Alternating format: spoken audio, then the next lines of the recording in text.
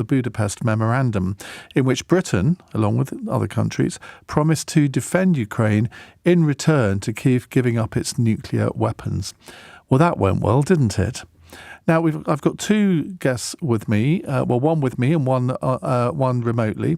Stephen Pfeiffer is former US ambassador to Ukraine, who was also part of the American negotiating team for the Budapest Memorandum. Stephen, welcome to the programme. Thank you for joining us. Happy to be here. Good evening there. Good evening. And Lee Turner is former British ambassador to Ukraine, who's the author of the new book, Lessons in Diplomacy, Politics, Power and Parties. Lee, welcome to you as well. Good evening, Ian. Now, Stephen, if I can start with you. What was the basic premise of the Budapest Memorandum? Who instigated the negotiations? And just tell us about what it was like being part of that. Yeah. Well, I mean, when the Soviet Union collapsed in 1991, Ukraine had on its territory the world's third largest nuclear arsenal. Now, Ukraine in 1990, in its declaration of state sovereignty, had said it would be a non-nuclear weapon state, but the Ukrainians had several questions. One was who would pay for the elimination of the missiles and the bombers and the missile silos in Ukraine? And the US government basically said, we will use cooperative threat reduction funding. We will bear those costs. The second question was that the nuclear warheads that were going to be returned by Ukraine to Russia for elimination had economic value in that they contained highly enriched uranium that could be blended down into low enriched uranium. And the Russians agreed to provide the Ukrainians an equivalent amount of fuel rods with low enriched uranium that matched the highly enriched uranium that they received in the weapons that were eliminated. But the third question was the one of security guarantees or assurances. And Ukraine was looking for some kind of assurance from the United States, Britain, and Russia that after giving up weapons, it would be secure. This was a fairly long discussion, and it went back and forth quite a bit. I mean, the US government, for example, we said we are not prepared to do security guarantees because to American ears, a guarantee implies something like what a NATO member has. Instead, we settled on the idea of security assurances. And then that led to the language, which was actually agreed in January of 1994.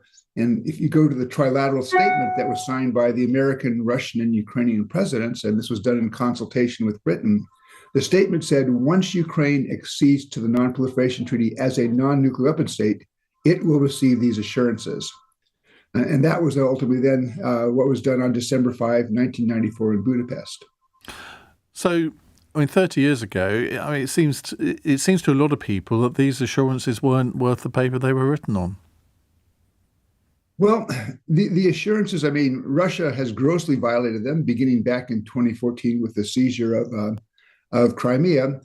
But, you know, when we talked to the Ukrainians asked us back in 1993, you know, what will you Americans do if the Russians violate their commitments? And we said, you know, we will take an interest, we will do things. We said, we're telling you now, though, we're not going to guarantee that the American military is coming to your aid, but we will do things. We did not have a detailed conversation as to what exactly the steps that would be taken because there was a failure. That failure was in Washington, but that failure was also in Kyiv. We didn't foresee what the Russians did in 2014 or 2022. I mean, I think had the Ukrainians really felt that that was a real possibility, they might have tried to hold on to the nuclear weapons, and we might not have had a solution. But I look back now and say, look, in the last 2 years, the United States has provided Ukraine over $100 billion in military and financial assistance. That, to my mind, is consistent with what we told the Ukrainians we would be doing 30 years ago. Lee Turner, during your period as ambassador, I think it's 2008 to 2012, was there any sense that the Budapest Memorandum was in question at all, that people thought that, well, if something did happen, that the US and Britain would take some action? Well, by the time that I became ambassador in Kiev in 2008, we'd already had Vladimir Putin as president of Russia for a number of years. And it's important to distinguish between the atmosphere in which the Budapest Memorandum was signed back in 1994, when you had a President Yeltsin in Moscow, you had the Ukrainians really having a good relationship with Russia. and everybody was working together. You remember back then, Russia was not using its Security Council veto to stop international action, for example, in the first Gulf War. And we thought that we had a chance that Russia would become a cooperative partner, a normal country, if you like. And all that began to change when Putin became president of Russia around the year 2000. And from then on, we began to see an increasingly uncooperative, difficult, challenging Russia. For example, the poisoning of Yuri Litvinenko in London at the beginning of the new millennium, quite a shock to everybody. And by the time 2008 came round, we had a President Yushchenko, who was the president of Ukraine, who was extremely suspicious of Russia. He was very concerned that Russia might take military or economic action against Ukraine. And Steve's quite right that back at the beginning of the 90s, even with Yeltsin in power in Moscow, many Ukrainians were very concerned that they were giving up these nuclear weapons for nothing. It was argued that the nuclear weapons were useless to Ukraine because they were under Soviet control in the first place. They weren't under Ukrainian control, and it cost a lot of money to look after them. The Ukrainians weren't necessarily capable of looking after those nuclear weapons. And what's the truth of that? Well, it's pretty true, actually. Because there are some people who say, well, of course, if Ukraine had retained its nuclear weapons, this invasion would never have happened. So you would say that that's irrelevant. There's elements of truth in that. I mean, on the one hand, they weren't Ukrainian nuclear weapons. On the other hand, I do think that if Ukraine had had nuclear weapons on its soil, we wouldn't have had Vladimir Putin saber-rattling and threatening to use his nuclear weapons every 10 minutes, which we've seen ever since 2014. Stephen, do you agree with that? Yeah, a little bit. Actually, one of the things that we learned back in 1993 was the Ukrainians had physical custody of nuclear weapons. So, for example, weapons in storage were entirely being guarded, maintained by the Ukrainians.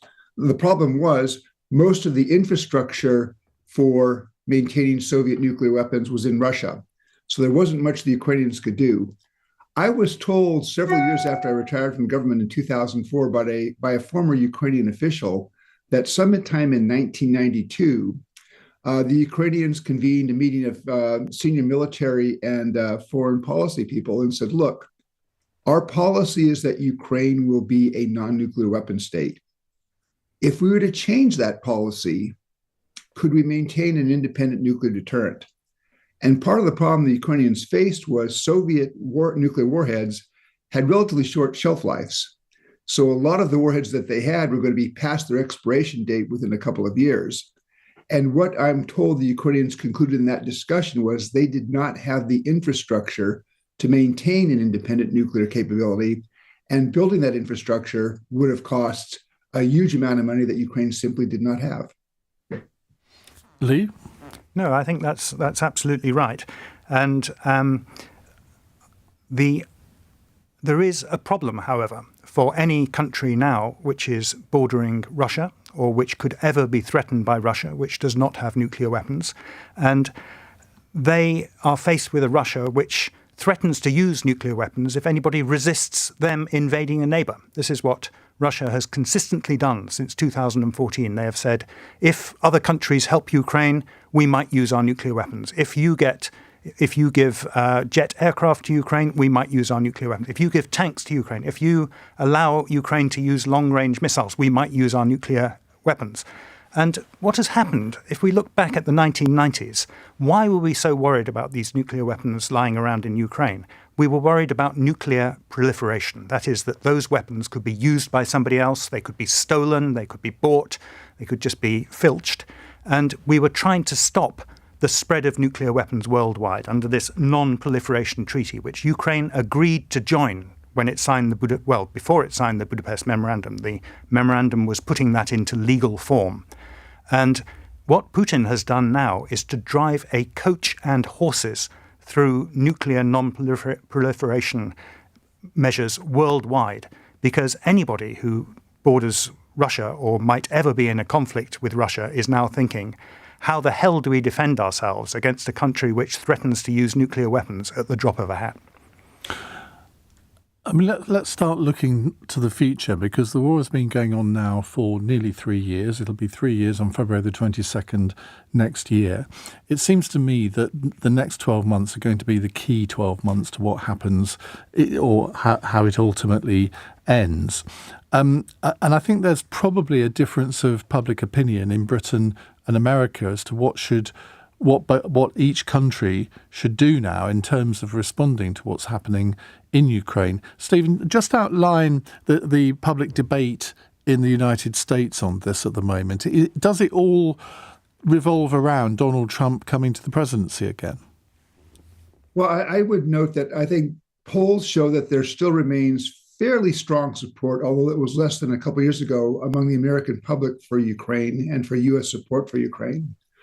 If you go back to the vote that was held last spring in the Congress, there was overwhelming support among the Senate, and also very strong support, including half the Republicans, for providing assistance to Ukraine. But the big question mark is Donald Trump. He is unpredictable.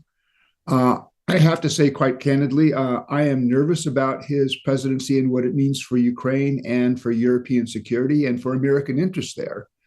First of all, he has this inexplicable affinity for Vladimir Putin, which no one's been able really to figure out.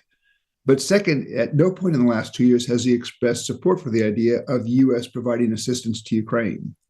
Now, perhaps he changes when he's in the White House. I very much hope he will. But I'm nervous about this. And I look at, there's a number of ideas now floating around, including from people close to Mr. Trump, that talk about settlement options. But typically they involve Ukraine acceding, at least temporarily, some land to Russia, and also Ukraine accepting neutrality. And I'm not sure what's in those proposals that would be of interest to Kyiv. I think it's very interesting that Donald Trump has met with Zelensky. He's talked to him on the phone since the election. But you're right. He is unpredictable. We don't know what was in those conversations. But Zelensky has now started talking about a possible settlement at some point, and we'll come on to that in just a moment. So we'll take calls to our two colleagues here in the studio and virtually. Where are you in America, Stephen? We want to know. I'm in California, just south of the San Francisco Bay Area. Oh, so you're not in tsunami range then, I hope? I'm about 20 miles inland, and the earthquake was about 250 miles north of me. So I'm not particularly worried about that particular Thank threat. Goodness for that. Now, so the question I'm going to ask our listeners is this.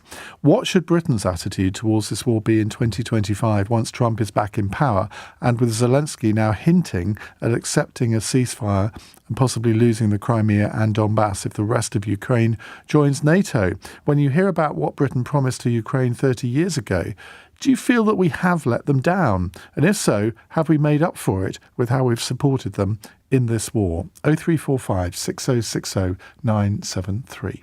You're listening to LBC. I'm Iain Dale. It's 16 minutes past 8. This is LBC.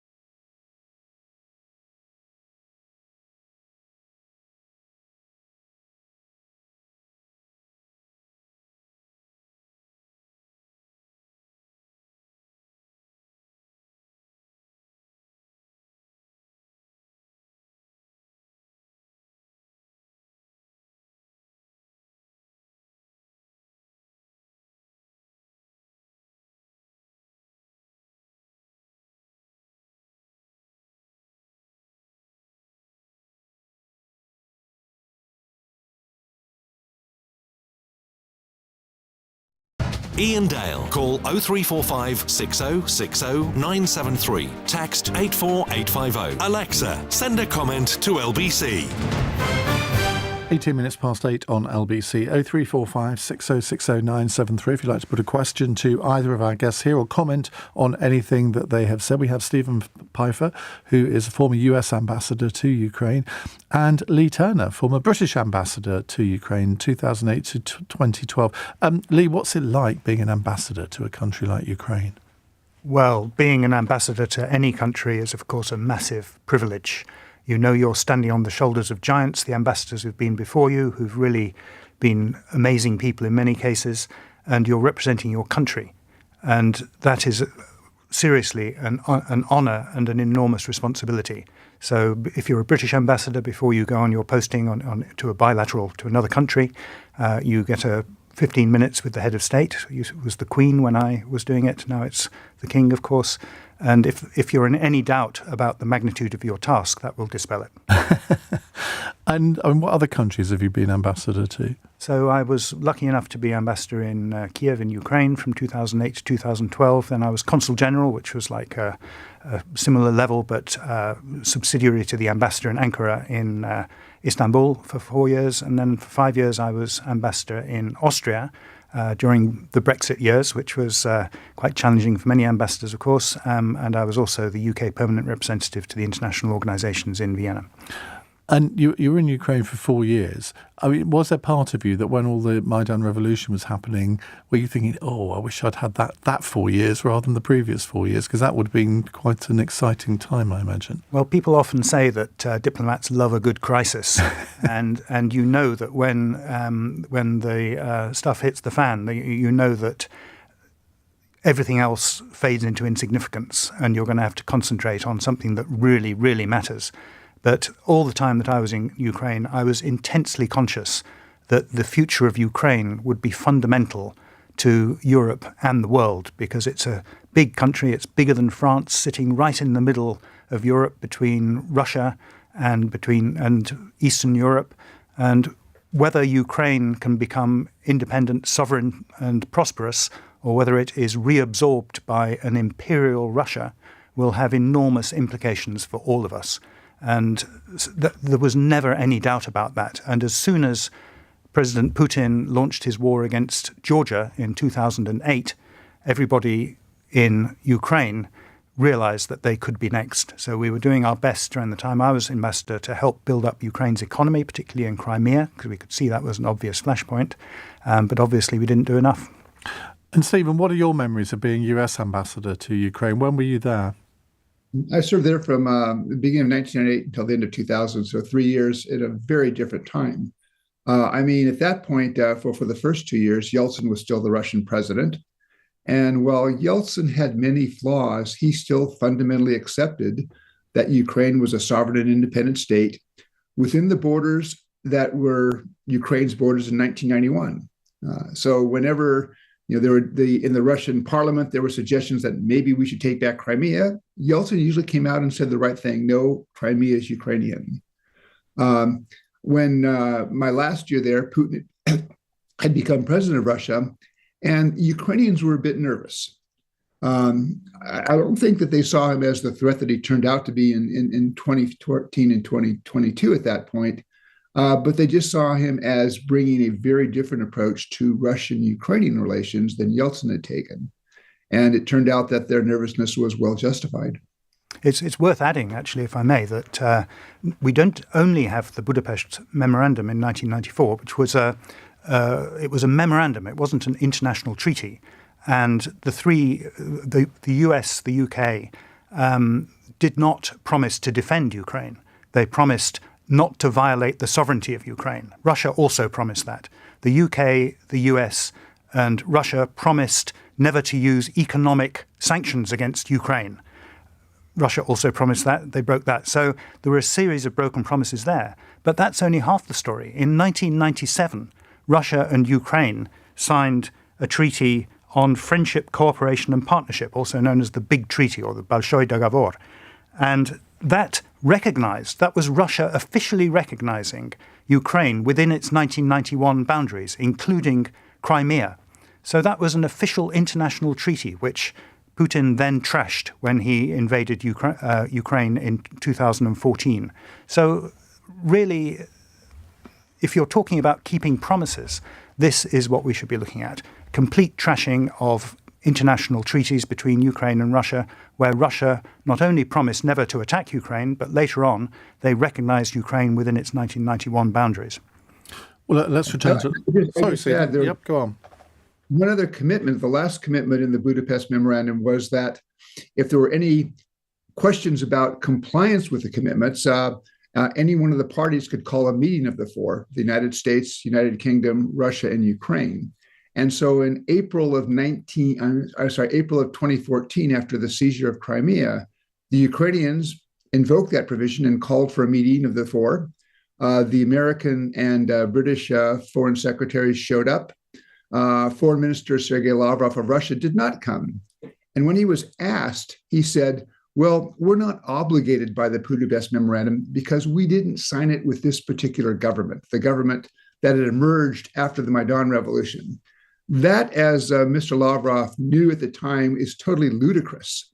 If you go by that philosophy, anytime a government changes, when we go from President Biden to President Trump, every country would have to re-sign every international agreement we have with them. The Russians were not even prepared to meet after their violation. Why was Britain included in these negotiations for the Budapest Memorandum? And France wasn't. Yeah, I don't know, Steve, do you know the answer to that? Because the security assurances, they were linked to the Non-Proliferation Treaty. And the United States, Britain, and Russia are depository states for countries that want to accede to the NP treaty, the Non-Proliferation Treaty. So the United States, before a formal trilateral negotiation began between the United States, Russia, and Ukraine, the Americans were talking informally to both the Russians and the Ukrainians about security assurances that they might be prepared to provide. And then there was a conversation then going on between the Americans and the British on the same count. And I would note that after the Budapest Memorandum was signed by Prime Minister Major, Presidents Clinton, Kuchma, and Yeltsin, both the French government and the Chinese government unilaterally issued basically the same assurances for Ukraine. But they were done apart from what was actually signed at Budapest, but I think the language was virtually identical. Well, I feel educated about the Budapest Memorandum, which is what this hour is all about. Well, not educating me, but educating our listeners. So thank you for that, Stephen. Let's take a couple of questions here. Al says, does the panel think that Western values have been abandoned if we make security assurances in the Budapest Memorandum, but then to not help Ukraine to win? Well, I guess, Lee, you would say, well, there weren't security guarantees in that. They weren't security assurances, says Al. Sorry. That's right. They weren't, so, as I said, they weren't security guarantees in the sense that we promised we would come to their aid to defend them with our own troops. And of course, there would have been a huge debate if we'd promised to do anything like that.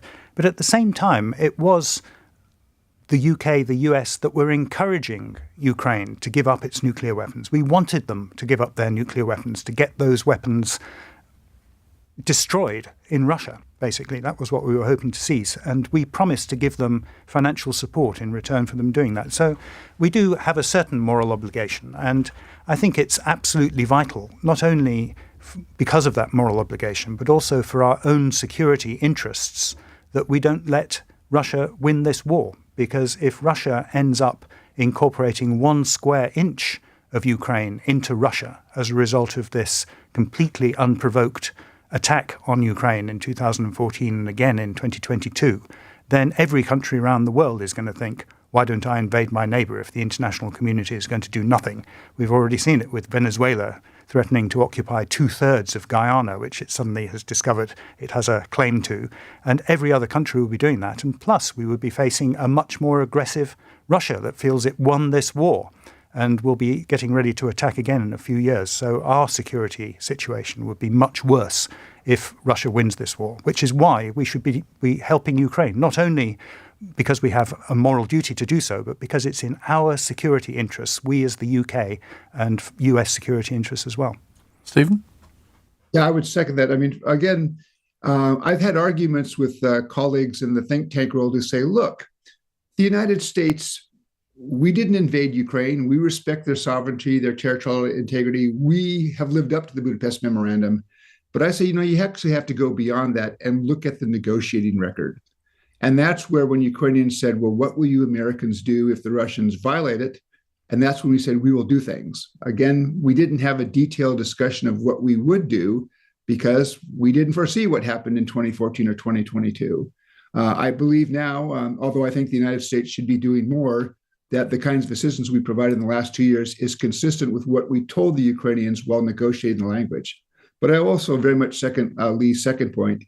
Quite apart from whatever obligation that the United States has to Ukraine going back to 30 years ago, when the Ukrainians eliminated those nuclear weapons, the United States for 7 decades has defined a stable and secure Europe as a vital national American security interest.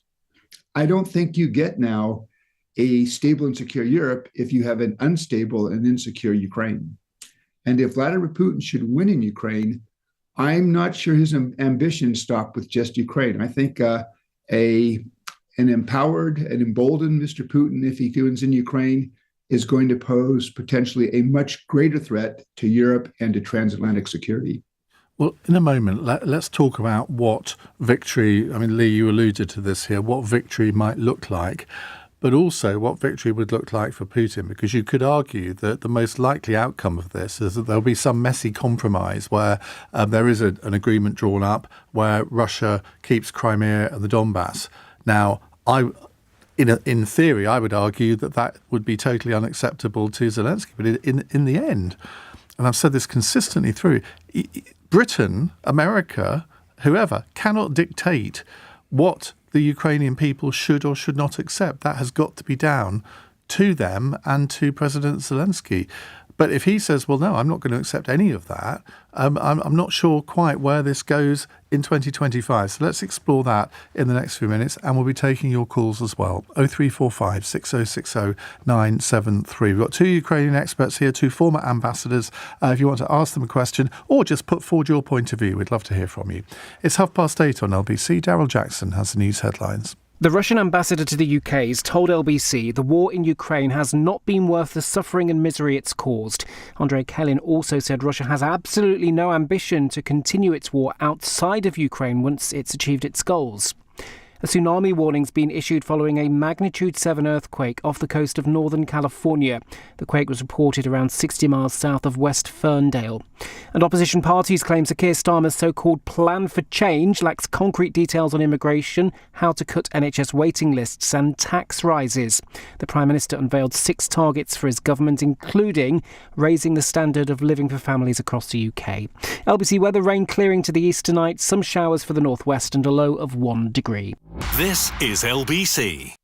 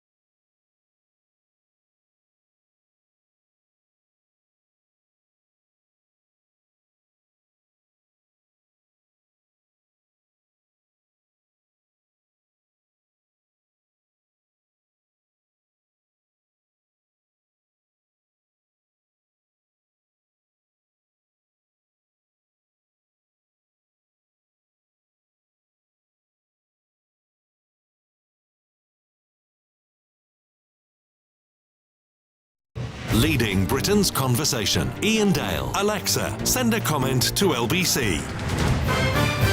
8:33 on LBC. We have Lee Turner with us, former British ambassador to Ukraine. He's got a new book out, Lessons in Diplomacy, Politics, Power and Parties. 30-second elevator pitch, Lee. What diplomats and ambassadors really do behind the scenes. You've always wanted to know what's going on behind those walls, and how can you make it fun? That's what the book's about. How big are the Ferrero Rocher orders? That's what we all want to know. Absolutely right. If you want to irritate an ambassador, just mention the words Ferrero Rocher. That's why I did it. That's why I did it. I'm sure that's completely... Stephen, I'm sure you don't even know what we're talking about with Ferrero Rocher, or do you? Because there's an television advert for this brand of chocolates. It's all about a diplomatic reception, and so we all think now that they're supplied at all British embassies. Right, let's... so Stephen Pfeiffer is with us as well, former US ambassador to Ukraine. Shahid's in Hemel Hempstead. Shahid, what would you like to say? Be interested in your guest's response, but I thought at the time, I was only 14, 15 at the time of the Soviet Union collapsing. I couldn't believe how quickly the UK and the US started to lower their guards. I believe the generals in the British Army, when they said we're lowering our guard far too soon, they're cutting back on military, like spending far too much, we're not going to be able to defend ourselves if another war comes along. I believe them, it was obvious. And then when it came to Ukraine, I found America especially to be far too fanatical about nuclear weapons, and they weren't understanding or considerate in why certain countries like Ukraine, like Pakistan, needed nukes. Pakistan needed them because of a threat from India. India wanted them originally in 1974 because of a threat from China. And with Ukraine, I always foresaw, I was about 18 at the time, I always foresaw that if it came to it, if Russia ever went back to type, there's no way that Britain and America would want to get involved unless they really had to. And then finally, Blair, I couldn't believe how Blair totally embraced Putin when Putin emerged on the scene as the prime minister. And all the experts, all the Russian experts, the media ones, they were saying Putin is ex-KGB. He thought that the collapse of the Soviet Union was the biggest disaster ever, and he thought it was a mistake. And I was thinking, why on earth is Blair embracing him when it's so obvious that he's just going to bide his time, and once he's regrouped, he's going to try and get the Soviet Union back, and that's what's been going on ever since. Don't you think it was partly to do with the response to 9/11, where President Bush also embraced Putin because Putin was very supportive in the aftermath of 9/11? And I think W. Bush, he followed Blair's cue, but he also went into a false sense of security. I think when it comes to Russia, especially Putin's very good at bluffing. But we've seen, like Trump's been saying, there's no wars under him. But Ukraine was invaded in 2014. And even without full-on support from Trump then, Putin couldn't get past eastern Ukraine. So I'm hoping Zelensky, he fights it out with or without the American support. I hope the rest of the developed world backs it up, including Japan on the oil-rich countries. I hope we all do our bit. And if Trump wants to go into isolation mode, let him. But I think they've all been too scared, too easily put off by Putin, and the West would easily defeat Putin. And I personally just wish they'd take him out. Take Kim Jong-un out, and just take all the bad guys out. OK, well, I hear there's a new series of 24 starting, so maybe we can send Kiefer Sutherland to achieve that. Stephen, it's an interesting thing, this about Putin and whether the West played him right at the beginning. Did Bush and Blair embrace Putin too quickly, do you think? Well, I'd make two observations. The fact that Putin responded in the way that he did on 9/11 scored him a lot of points with President Bush. So 10 days after 9/11, the Russians basically gave a green light for the U.S. to deploy military forces to Central Asia. These were things, for example, search and rescue teams that had to be near Afghanistan before the air campaign began. The other point is, I think in his early years, Putin was actually trying to forge some kind of relationship with the West. The problem was it was on his terms. He was not prepared to change certain policies that at the end of the day, simply there were just these big differences. After about 2003, 2004, you begin to see drift in U.S.-Russian relations. And I'm not going to say it's all Russia's fault. I think Washington bears some of the responsibility for the decline in the relationship after, say, 2003, 2004. but I will put the bulk of it on the Russians. And again, it was in large part Putin's failure to accept the collapse of the Soviet Union, his desire to reassert a sphere of influence or even physical control in the post-Soviet space, and even extend that sphere to include Eastern Europe. And that's been a fundamental problem between the United States and Russia now. And Lee, there's also a school of thought that says the West collectively let down Russia in the 1990s, that we didn't provide the support that Yeltsin was constantly asking for. This is part of the Russian narrative, the Putin narrative, really, that whatever happens, it's all somebody else's fault. It's never Putin's fault. It's never Russia's fault. I was in Russia 92 to 95 in the embassy there as First Secretary Economic, and we were bending over backwards to help the Russian economy. We had a thing called the Know-How Fund. We were pouring in money. I remember that. The Germans in particular were investing billions of Deutschmarks, paying Russia to withdraw its troops from eastern Germany. Everybody wanted to develop the Russian economy to help the Russians. And this idea that somehow they were let down is a pure figment of Vladimir Putin's imagination. I mean, I think what's really happened is that Putin could have embraced the West. There was talk of maybe even having Russia in NATO shortly after the collapse of the Soviet Union. We were open to almost anything if Russia was prepared to engage. But what Putin found was that there were more votes, more popularity in having an external enemy and whipping up people's fears of an external enemy. You may remember the Falkland War, 1982. Why did that happen? It was the generals in Argentina who thought, we're not popular. People are getting upset about our useless economy. Let's have a foreign adventure.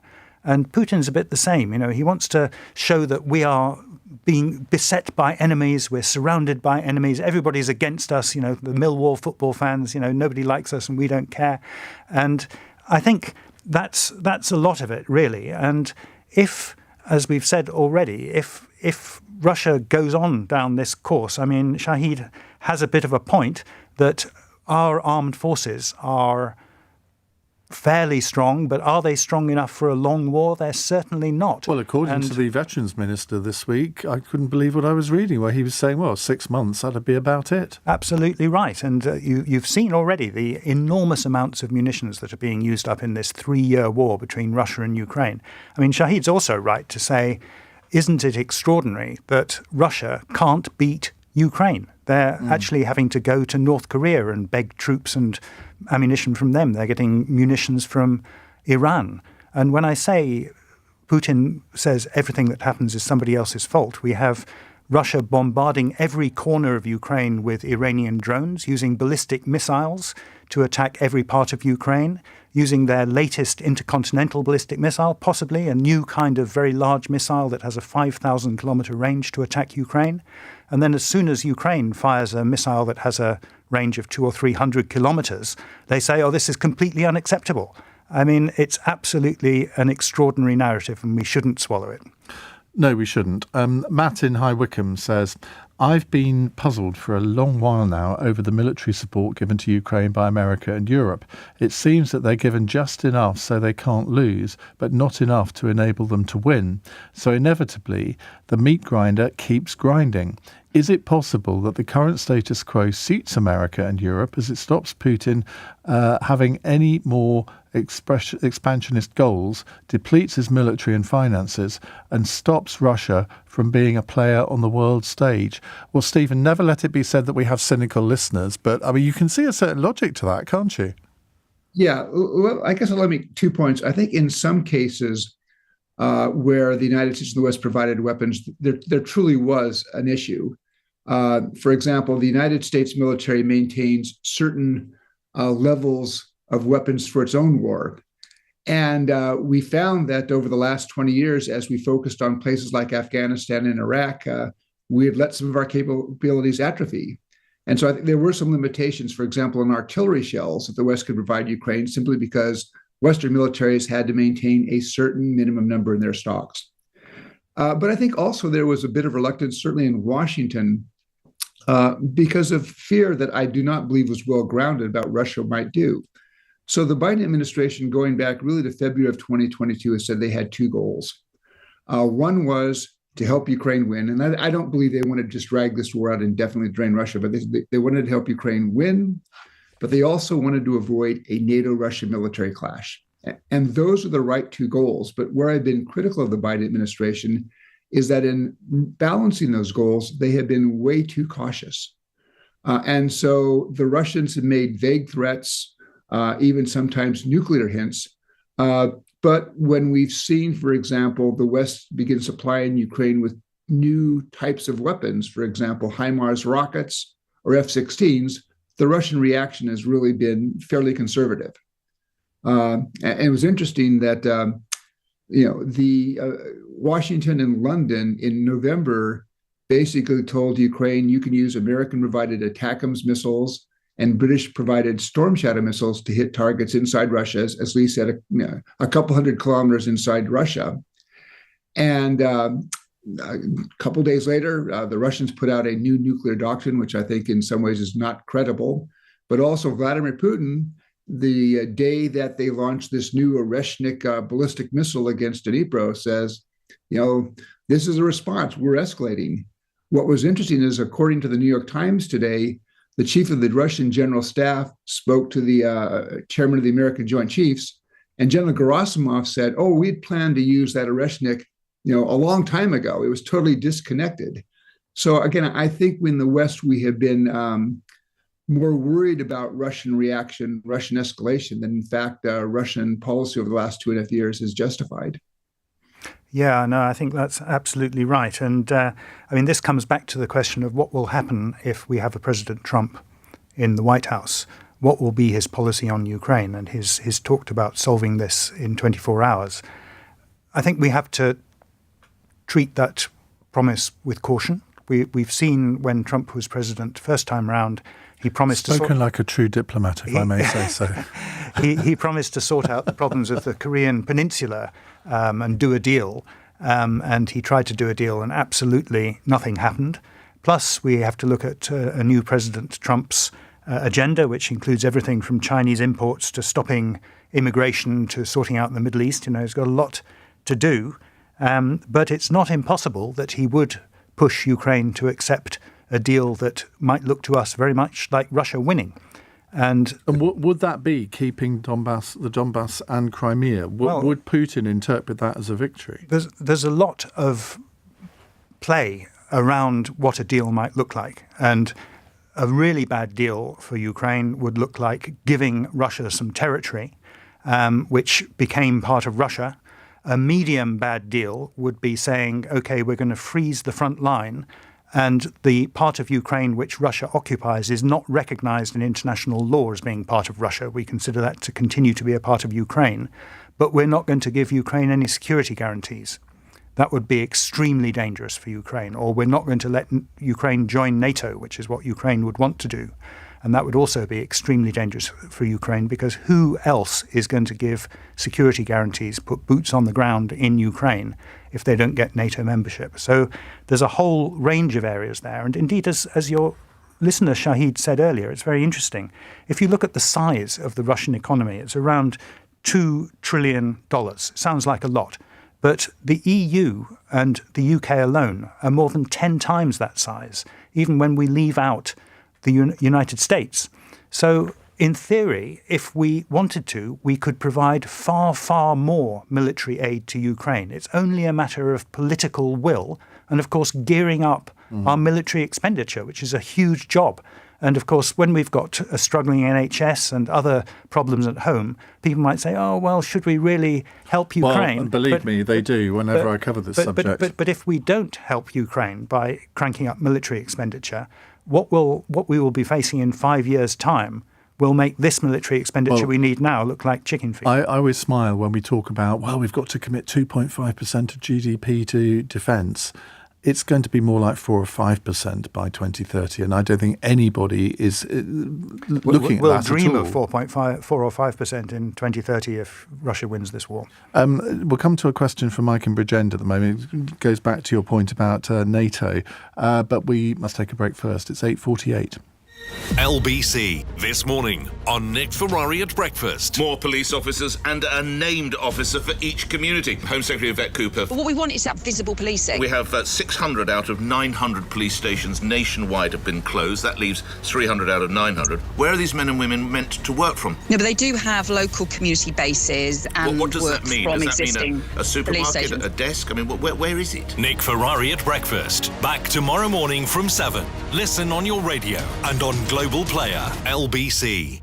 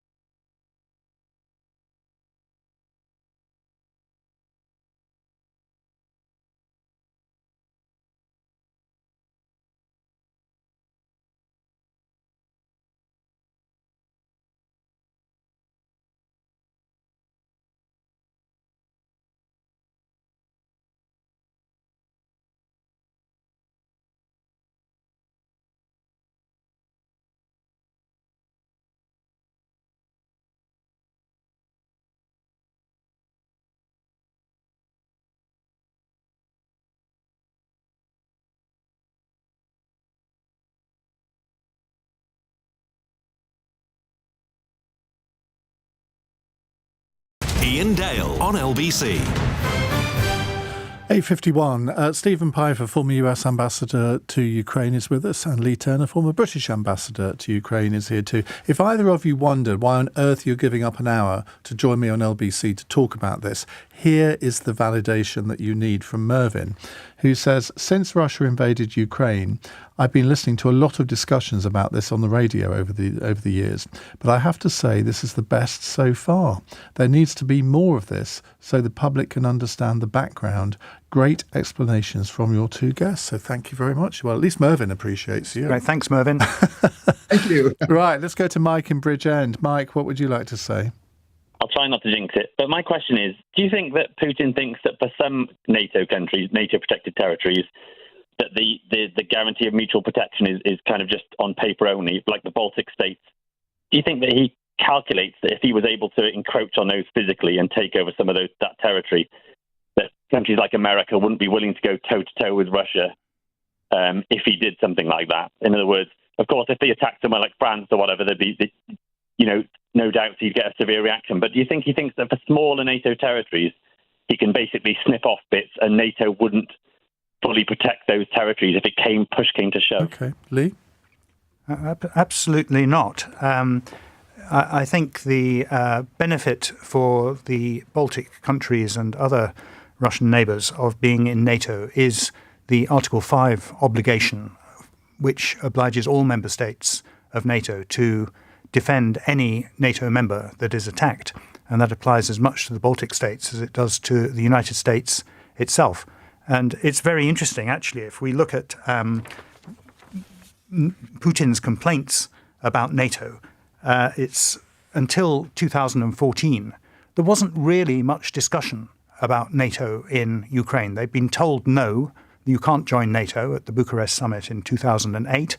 And after that, really, not very much happened until 2014. But I think Mike's point is, does Putin think that countries like, I don't know, Belgium, I mean, not picking on the Belgians, but Belgium, if they invaded Estonia, for example, would Belgium, would the Czech Republic, would those maybe smaller members of NATO get behind? Because I think Britain, France, America would regard it as a duty to react to that. Yeah, no, I think all member states would regard it as a duty. What I was going to say was that what really has changed is that since 2014, and particularly since 2022, a number of countries, such as in particular Sweden and Finland, which had been neutral in some cases for centuries, in the case of Sweden, have suddenly realized just how great the danger from Russia is, and they have joined NATO.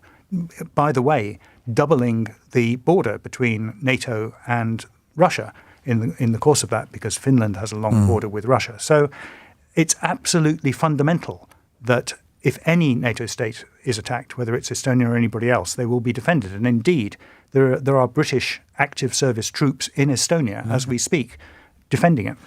Di has a question. I'm assuming this isn't meant to be ironic, but he says, what about a non-aggression pact starting with Russia, the USA and the EU?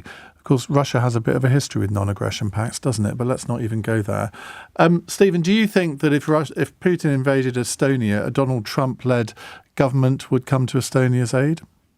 Well, here's my worry, which is that if a Trump administration does end assistance to Ukraine, what lesson does Vladimir Putin draw from that? So unless in 3 years, the United States, having lost not a single soldier in Ukraine, ends assistance to Ukraine, does Mr. Putin believe that the United States would go to war against Estonia?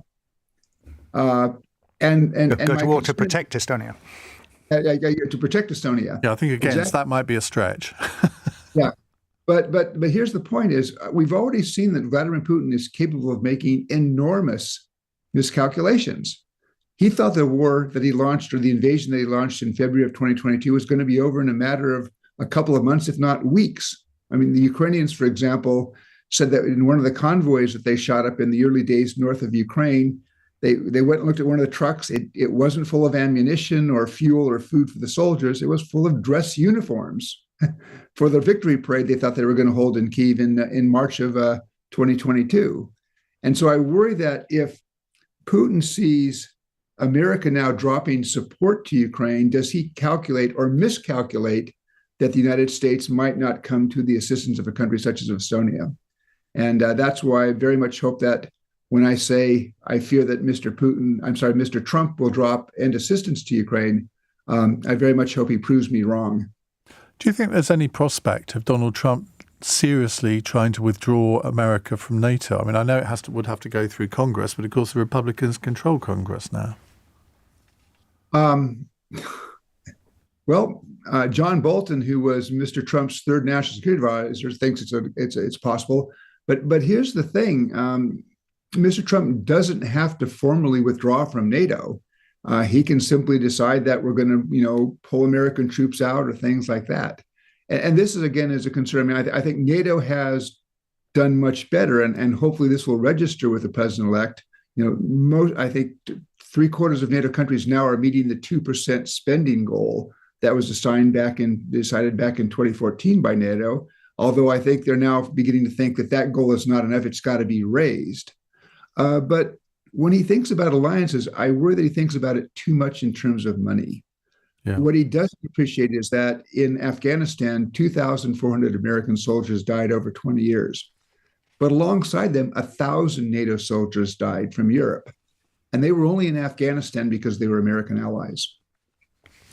Let's finish off with a quick question from Sam. It's got nothing to do with Ukraine at all. But Lee, I know in fact, I hope both of you may have a comment on this. I know that this is off topic, but if you have a second, I'm interested in how to get into diplomacy. Is it purely through the civil service, or are there other avenues your panel can suggest? Lee? Great. Well, first of all, obviously, you've got to read this new book that's just come out, Lessons in Diplomacy. What's it called again? Lessons in Diplomacy. It's a really great question, Sam, actually, because one of the key things I actually say in that book is that anybody can be a diplomat. You don't have to be some kind of brain of Britain. You don't have to be somebody who grew up in an international environment. All you have to do is have an interest in foreign countries. You have to have an interest in language. And above all, you have to have an interest in people. And if you fulfill those three requirements, diplomacy may be for you. And everybody should have a go. You just apply through the civil service. One thing to bear in mind is if you don't get in the first time, I didn't get in the first time when I applied to the Foreign Office, you can join the Home Civil Service, say the Department of the Environment, and then you can do a lateral transfer and get in if you're a good civil servant after that. So always keep open your options and always believe, yes, you can become a diplomat. And if you're from an underrepresented group, such as people of different ethnic minority backgrounds, for example, please apply because the Foreign Office is looking for you. Stephen? Yes, as Lee said, don't give up if you fail the first time. When I applied for the Foreign Service, the first time I passed the written exam, failed the orals, but they encouraged me to take it again. I tried the next year and I got in. In America, I mean, it's basically civil service or foreign service. The distinction being foreign service officers tend to spend a large percentage of their careers overseas, staffing embassies and consulates. But we do have this rather weird other alternative path, which is that if you can correctly predict who's going to be the next president, most serious presidential candidates have a foreign policy advisory team. You join that team as an advisor, and if your person wins, then you may find yourself being awarded with an ambassadorship or with a senior position at the State Department or at the National Security Council. I'm not sure I would recommend this system to other countries. It does not always work well, but we do have that second route in the United States. Well, thank you both very much for joining us over the last hour. It's been an absolute pleasure to talk to you. That's Lee Turner, former British ambassador to Ukraine, and Stephen Pfeiffer, former US ambassador to Ukraine. Now, coming up in the next hour, as many as 300,000 ghost children, as they're called, are missing from the school system amid a post-pandemic mental health crisis. This is what new research has found. But also, it seems that almost a third of parents are more relaxed about their children even attending school after the COVID pandemic. And also, there's a plethora of stories on this, children eligible for free school meals are twice as likely to be absent from school. So where are these 400,000 ghost children? 0345 6060 973. That's the question we're going to try and answer over the next 60 minutes here on LBC.